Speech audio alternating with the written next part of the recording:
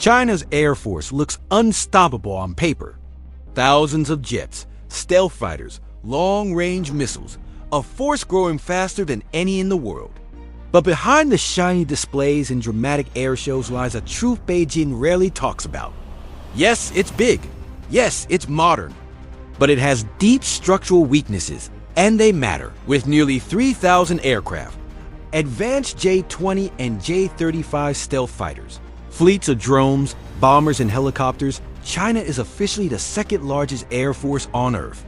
They're rapidly producing next-generation fighters and building stealth bombers to rival America's B-21. From a distance, it looks like the US finally has a real challenger. But here's the core weakness. China has almost no real combat experience.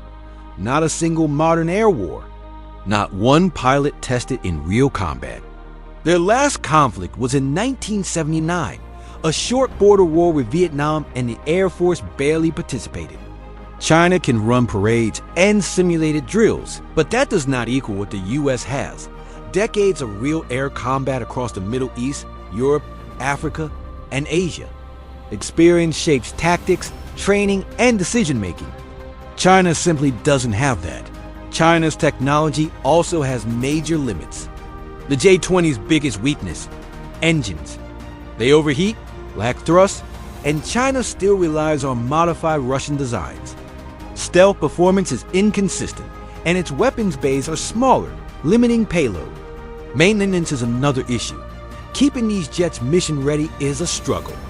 And the rest of their fleet still depends heavily on Soviet-era designs like the Su-27. In short, reliability remains a major question mark. China's main bomber, the H-6, is technically an updated version of a 1950s bomber airframe. Yes, it's modernized with new electronics and missiles, but it's still limited by its old design.